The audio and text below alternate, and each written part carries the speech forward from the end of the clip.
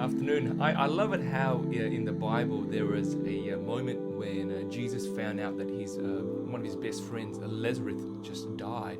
Information got to him, and I guess the sisters of Lazarus wanted Jesus to come to maybe even raise him from the dead. And Jesus' response was really, no, it's not the right time. I'll hang around for another 2 more days before I get there. If you have your Bible, go with me to John chapter 11. We'll take it from verse 4. When he heard this, Jesus said, "This sickness will not end in death. No, it is for God's glory, so that God's Son may be glorified through it." Verse 5, Jesus loved Martha and her sister and Lazarus. Yet when he heard that Lazarus was sick, he stayed where he was for 2 more days. So a word got to Jesus that his mate was very, very sick, and he was saying, like, no, this is not going to end in death. I'm going to stay where I am for another 2 more days. As we read through the chapter, Lazarus is dead. Jesus eventually makes his way to the home of Lazarus, and we'll pick on from verse 17. On his arrival, Jesus found that Lazarus had already been in the tomb. In other words, he's died. He's been buried for 4 days.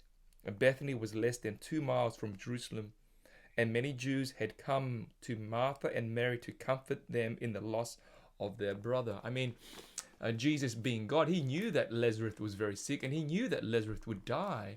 And the big question here is, why did he not go straight to the town and be with his dying friend? But why did he take his time?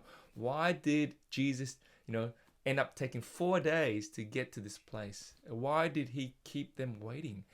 And I just think about that, and I think sometimes in life when we ask God for certain requests in our prayers, we want God to do it right now, immediately. God, I want healing right now. I want breakthrough right now. I want restoration right now. I want redemption right now. Everything right now. And Jesus is saying, no, not now. My own timing. And that's the one thing I've learned about prayer and about asking God. Sometimes we ask God for something, and there are usually 3 replies, 3 ways in which God would reply. 1, no. God's not going to give it to you. All right. You want to win lotto and be a millionaire overnight? God's going to say, nah, it's not going to happen. Number 2, God will say yes straight away. And you got it. Or number 3, God says, not yet. In other words, wait. Wait for my timing. Not your timing, my timing. I know what is best. And for some of us, maybe we're in the season of waiting. Don't give up on God.